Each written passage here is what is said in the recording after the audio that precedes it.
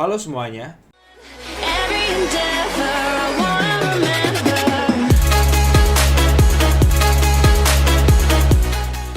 Selamat datang di video kami pada kesempatan kali ini. Kami ingin membahas lebih dalam mengenai lepasnya Timor Timur. Tapi panjang banget kalau misalnya saya ngejelasin sendiri. Jadi ada beberapa teman saya yang bakal ikut ngejelasin tentang lepasnya Timor Timur. Mereka ingin kenalan nih. Langsung aja. Teman saya yang pertama yaitu Perkenalkan, saya Indah Wahyuni. yang kedua. Halo, perkenalkan nama saya Aurel Andini Mandala. Yang ketiga. Halo, perkenalkan nama saya Mutia Kamila Romadona.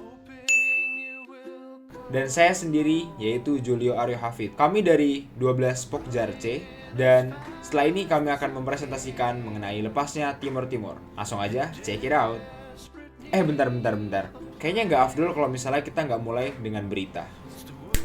The head of the provisional government, Mr. Arnaldo dos Reis Araújo, read the integration petition to President Suharto in Portuguese.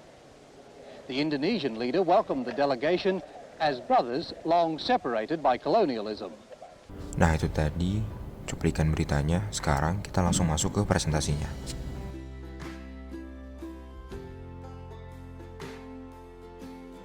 Pada awalnya, Timor Timur bukanlah bagian dari Negara Kesatuan Republik Indonesia. Untuk merebut wilayah Timor Timur ke Indonesia, pemerintah Orde Baru mencanangkan operasi militer bernama Operasi Seroja. Pemerintah Indonesia menerima integrasi Timor Timur untuk menjadi bagian NKRI pada tanggal 17 Juli 1976. Namun, Timor Timur dan NKRI terikat sejarah hingga 30 Agustus 1999. Sejak 17 Juli 1976, Timor Timur atau Timor Leste resmi bergabung dengan Negara Kesatuan Republik Indonesia atau NKRI. Sejarah mencatat, proses integrasi tim-tim didahului dengan rangkaian invasi militer oleh rezim Orde Baru dan disebut-sebut mendapat dukungan dari pemerintah Amerika Serikat atau AS. Sejarah kolonisasi di Timor Timur bisa ditarik sejak abad ke-15 Masehi. Kala itu, orang-orang Portugis atau Portugal kerap singgah untuk berdagang. Namun, tak lama berselang, bangsa asing dari Eropa itu justru berhasil menduduki pulau seluas 30.770 km persegi itu. Memasuki pertengahan abad ke-17, gangguan datang dari Belanda yang juga ingin menguasai Timor Timur. Setelah terjadi beberapa kali bentrokan, Portugis terpaksa menjalin perjanjian dan menyerahkan sisi barat Pulau Timor kepada Belanda. Oleh karena itu, wilayah Timor Timur atau Pulau Timur bagian timur belum menjadi bagian dari Indonesia sejak awal. Berbeda dengan Pulau Timor bagian barat yang dikuasai Belanda atau yang nantinya menjadi Provinsi Nusa Tenggara Timur atau NTT. Riwayat Timor Timur. Kemenangan Jepang atas Belanda pada 1942 mengubah situasi di Timor. Selain mengambil alih wilayah Hindia Belanda, pasukan militer Dai Nippon juga merebut Timor Timur. Namun, setelah Indonesia merdeka tanggal 17 Agustus 1945, Portugal kembali menduduki kawasan itu. Pada 1974, perubahan di Timor Timur mulai muncul seiring bergolaknya politik di Portugal. Ronald H. Chilcote dalam Pembebasan Nasional menentang imperialisme pada tahun 1999 menyebutkan bahwa tanggal 25 April 1974 terjadi kudeta tak berdarah yang dikenal sebagai Revolusi Anyelir. Revolusi Anyelir yang dimotori Movimento das Forças Armadas atau MFA atau pergerakan tentara darat berhasil menumbangkan kekuasaan Perdana Menteri Portugal yaitu Marcelo Caetano. Selain itu, pergolakan ini juga berakibat pada penarikan militer Portugis dari beberapa wilayah jajahannya termasuk Angola, Cape Verde, Mozambik, serta Guinea Portugis di Afrika, hingga Timor Timur di Nusantara. Setelah revolusi Anyelir di Portugal, Timor Timur terbelah menjadi 3 fraksi, yakni 1.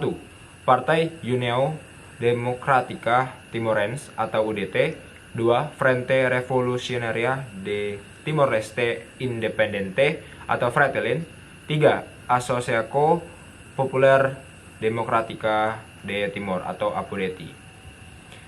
UDT menginginkan Timor Timur tetap menjadi koloni Portugal.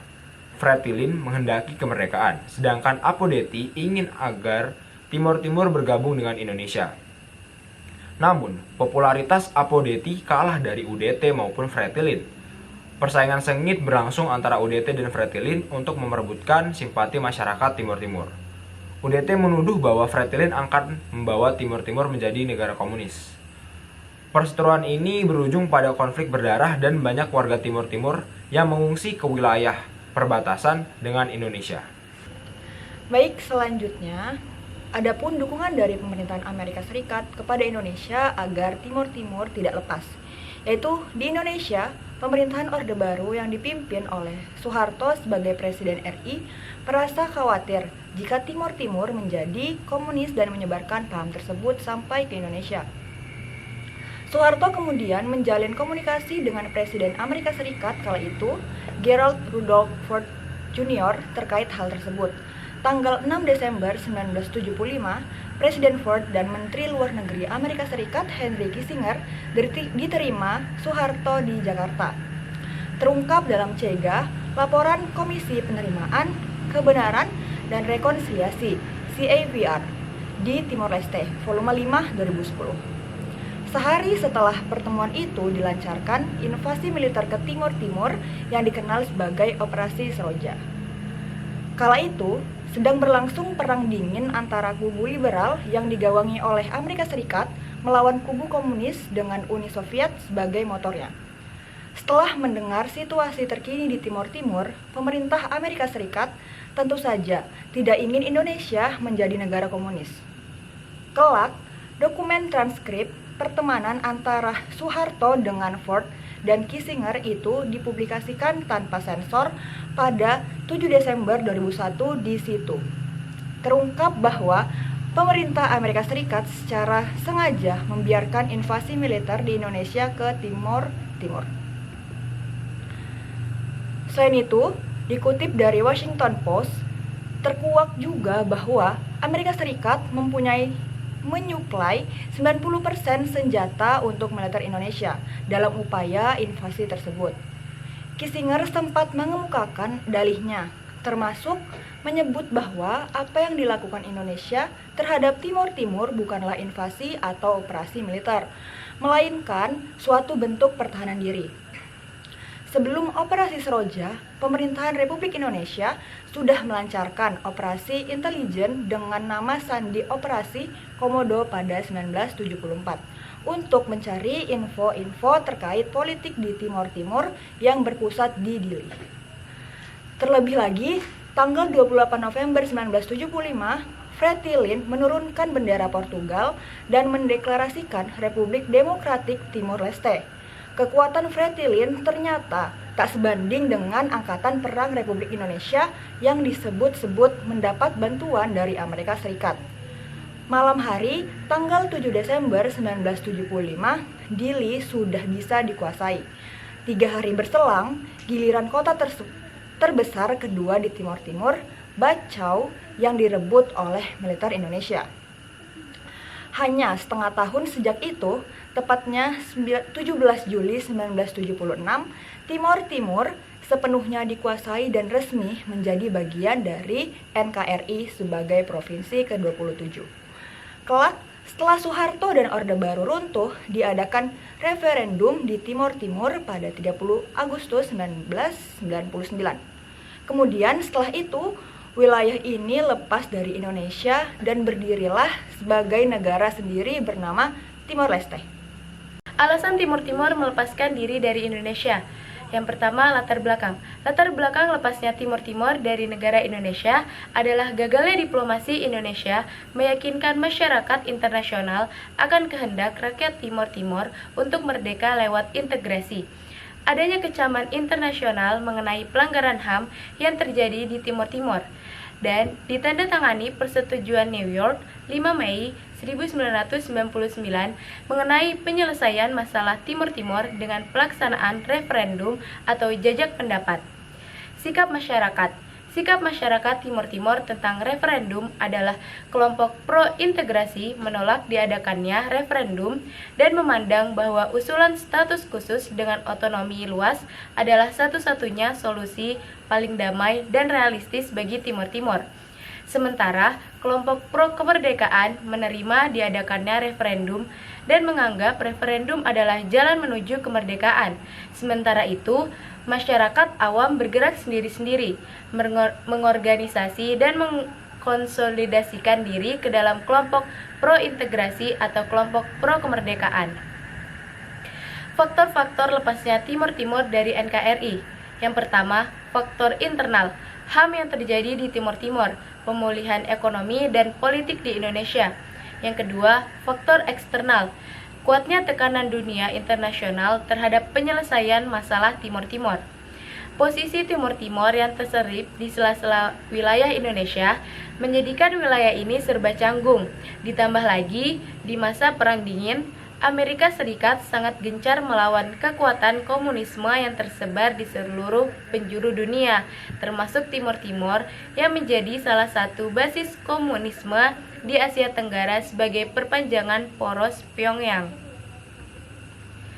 Ho Chi Minh City yang gagal dieliminasi melalui Perang Korea dan Perang Vietnam. Sementara itu, Indonesia yang pernah mengalami masa kelam akibat pemberontakan G30 SPKI dan menganggap bahwa komunisme sebagai bahaya latin. Akhirnya menerima dukungan Amerika Serikat yang terselubung dan akhirnya berhasil menjadikan Timor Timur sebagai provinsi ke-27.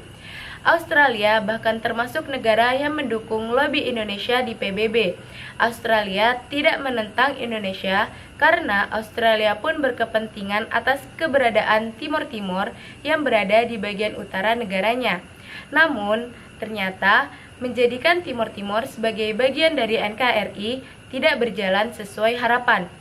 Setidaknya ada 3 macam keinginan yang mulanya menjadi penyebab terjadinya perang saudara di Timor Timur setelah Portugal angkat kaki dari sana, yaitu yang pertama, setuju bergabung dengan Indonesia dengan adanya kesepakatan-kesepakatan khusus.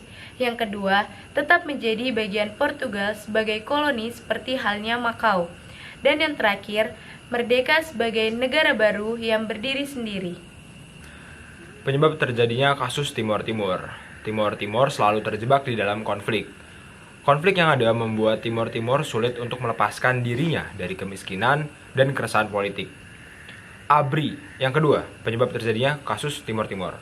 Kedua, ABRI banyak melakukan pelanggaran HAM dalam menumpas pemberontakan separatis. Tragedi Santa Cruz pada 1991 membuka problem ini ke dunia internasional. Ini tidak membantu opini pro-integrasi di dalam wilayah Timor Timur. Penyebab yang ketiga, yaitu faktor sejarah nasionalisme Indonesia dibentuk berdasarkan wilayah Hindia Belanda. Koloni Timor Portugis tidak pernah masuk ke dalam nasionalisme Indonesia, jadi mayoritas rakyat Tim-Tim tidak merasa sebagai orang Indonesia.